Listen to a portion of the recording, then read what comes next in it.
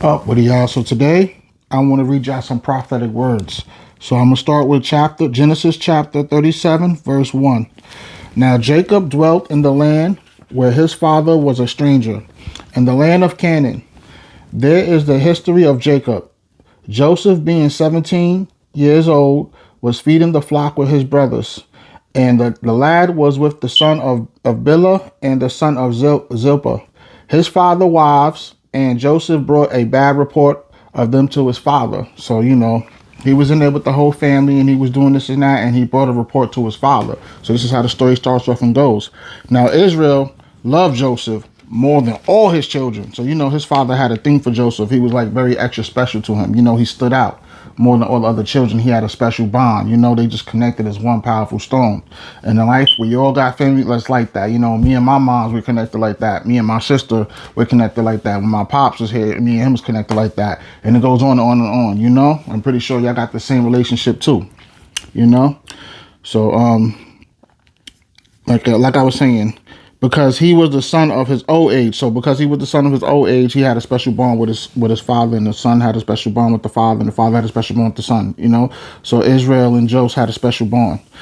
Also, he made him a tunic of many colors. Plus, he was good at making tunic for him, but many colors was probably brightening up his day, that he actually showed care, support, and concern, of love, of warmth, It makes you feel amazing when people show up for you and show out. But when his brothers saw that their father loved him more than all his brothers, they hated him and could not speak peacefully to him. So because he was so good at life and so good at making people feel so amazing and, just coming in and shading the room to make everybody just feel so welcome and love, his brothers couldn't stand him. They couldn't take it.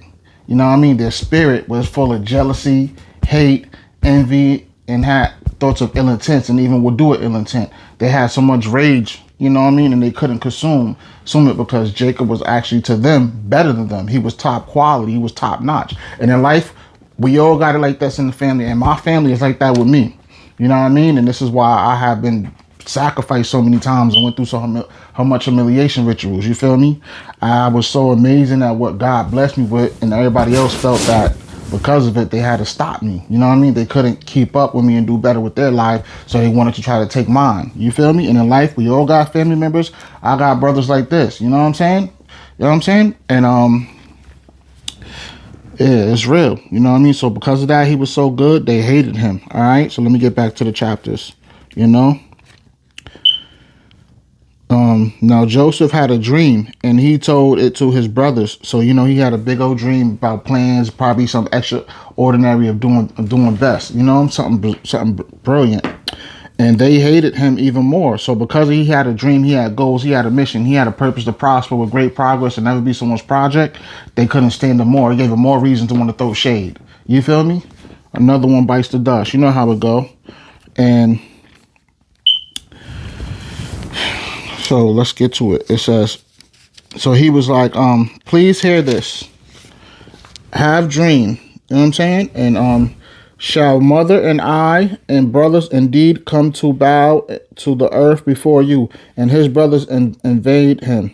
So they didn't feel him at all. His father kept the matter in mind though. You feel me? So now we're gonna go ahead and read chapter 12 of chapter 37 of verse 12. Joseph sold his brothers. So you feel me? Which is, it's life. It be like this in time. We know this is crazy, but when you are so good at what you do, people always feel some type of way about your success. They too busy wanting to destroy yours instead of working on theirs. And if they was working on theirs, it wouldn't even be all of this negativity. It's like they have so much of low vibrations and toxic energy and a toxic and dark spirit that they not even noticing the evil of what they do. When they can get up and do the same thing with their life, be a better them and go and accomplish goals and feel good about something. But instead they want to come and try to steal yours. Misery loves company, y'all. I don't respect that there. So let me get back to it. So here goes. Verse 12. Then his brothers went to feed their father's flock in Shechem. And Israel said to Joseph, Are not your brothers feeding the flock in Shechem? Come, I will send you to them. So he said to him, Here I am. Then he said to him, Please go and see if it is well with your brothers and well with the flocks, and bring back word to me. So he went to go make sure everything was good with his brother in the flock and report to his father, like the captain, lieutenant, to inspect the deck. So he sent him out to the valley of Hebron. So he went on to the valley and he went to Shechem. Now a certain man found him, so he ended up finding him. And there he was wandering in the field.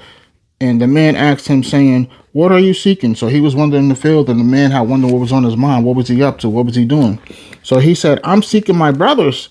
Please tell me where they are feeding the flocks." So, he was on the lookout, on his mission, to get the job done and looking for his brothers so they can continue and succeed with the program, do what his father asked him to do. So he said, and the man said, "They have departed from here, for I heard them say, 'Let us go to Dothan.'" So Joseph went after his brothers and found that there was in Dothan. So they said, "Let's go to Dothan. Since they're not here, we're gonna go find them in Dothan." Now when they saw him afar off, even before he came near them, they conspired against to kill him. So, woo! It's so real because Jay, he was so amazing. That his brothers really couldn't understand. They couldn't stand Joseph. They didn't like Joseph. So even when they seen him from afar, from a distance, sometimes you can even get a vibe from a distance. It's like sometimes your spirit is just also aware. And that's a godly thing. That's an angelic thing. It's like God gives you a gift to notice the warning sign before destruction. And this is what he was eyewitnessing. And as much as he loved his brothers, there's nothing he could do that could make them want to love him back. Like, you could love somebody, but they gotta want to love themselves first. You can want to help somebody, but the truth is they gotta want to help themselves first. Otherwise, it would go nowhere. So they were so mad, throwing tantrum about what Joseph had, having B-fits, act like terrible 2-year-olds, with so much anger that they was ready to bust. Like 0 to 2 seconds every time they see him, they ready to get the stupid. And that's their own brother, their own flesh and blood. You see, sometimes your own people could be the worst people to you. How you spot the worst liar? It could usually be someone that's right by you, which is your family. You feel me? Sometimes your family members will be the worst to you and do you the worst. So they was conspiring against him to kill him because they couldn't stand what he was achieving. They couldn't stand he had the #1 spot. He was the top dog. He was the shot caller. He was the big homie. He was the OG, y'all. So you know how that gets. When you're in position of power, people not satisfied with what they got because they want your spot. We all go through this in life, you know what I mean? So they said to another, "Look, this dreamer is coming. Come there. Let us now kill him and cast him into some pit. And we shall say, 'Some wild beast has devoured him.' We shall see what will become of his dreams." So they were so afraid of him being better than what he already was, and afraid of him achieving his dreams and accomplishing his goals. They conspired to kill their own brother. Madman. It's like the devil is so busy just jumping into God's children, and instead of them changing for the better, they all keep choosing to do something strange for a piece of change. Scoop is so low to get high. The prettiest people doing the ugliest things. Meaning Joseph's brothers was born children of God, but do you see how much that when you can't stand somebody else's happiness, that you would easily be attended to do the devil's work? Look how fast they got to do the devil's worshiping on their own brother. That's the lowest you can go. And in life, we all go through that. You know what I mean? I've been through it too. So I just wanted you to understand that what we going through, it's been going through before. Joseph had it. He had it worse. You know what I mean? As much as he was loving his people, he supported them, wanted to complete them, comfort them, And at times, if they ever needed it, or a situation was awful, give them closure. Their brothers just wouldn't love him. They just couldn't stand him. It's like, how can you love somebody who just don't love me? And I know it had to be hard for Joseph. You feel me? I felt the same way through my trials and my tribulations since I was 15. And God woke me up and brought me in to see more clearly and wash the dirt out of my eye for being colorblind and break free from the chain of broad to let me know what was going on in my own backyard, in my own home. You know what I mean? And I was consistently battling, boxing with my demons till my knuckle turned purple. Consistently going through spiritual warfare, satanic and demonic activity, witchcraft, voodoos, going through curses, hexes, and spells. You know what I mean? They spirit cooking me in a melting pot, blowing smoke, going to the graveyard, doing the graveyard dirt. These, you know what I'm saying? Humiliation rituals. And it was my own family. It hurted me so bad. You know what I mean? It hurted me. to the core, that they chose to be rotten to the core and be so ugly and cruel to their own kind. You feel me? I never would have thought I had to go through with my family like that. Since then, I distanced myself from those type of family members, and I gave it up to God, and I chose to do better in life. And it's real, y'all. So this right here is just to let you know that we all go through it. But God got the last say so, and God got it under control. So I had to just read y'all that prophetic word out there so y'all can understand, you know. And remember this, God gives his hardest battles to the strongest soldiers. And he will never give us anything we can't handle. I'm going to say it again. Standing on business. God gives the hardest battles to the strongest soldiers. The strongest soldiers. And he'll never give us nothing we can't handle. Everything is a testimony of our faith, to see if we'll stay loyal to God, keep being better us, or entertain the devil and just lose it all. So remember that whenever you have situations, you have a problem, the devil knock on your door, keep dancing with God. Whenever things seem like it's going to be over and you can't move on, keep smiling to God. Keep praying to God. Keep remembering God hears you, God sees you, God is with you. Remember that. God hears you, God sees you, God is with you. All right, and wake up every day with a plan, and you strategize to be a better you. And eventually you're going to get to where you're going, because God's going to meet you halfway and make sure his child gets it. Make sure his children will get it, because you choose to keep doing better and being better you, and putting God first as you're supposed to. All right. So everybody out here in 2002 Snickle, better known as 2025, I'm going to tell you this. Stay on God time and stay off demon time, because his brothers was on demon time. Stay on God's time and stay off demon time. Stay off demon time and stay on God's time.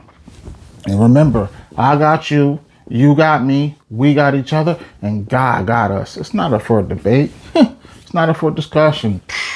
Real recognize real, right? Okay, so say it with me from your heart, from your spirit and your soul, sincerely, genuinely, godly, angelically. All right?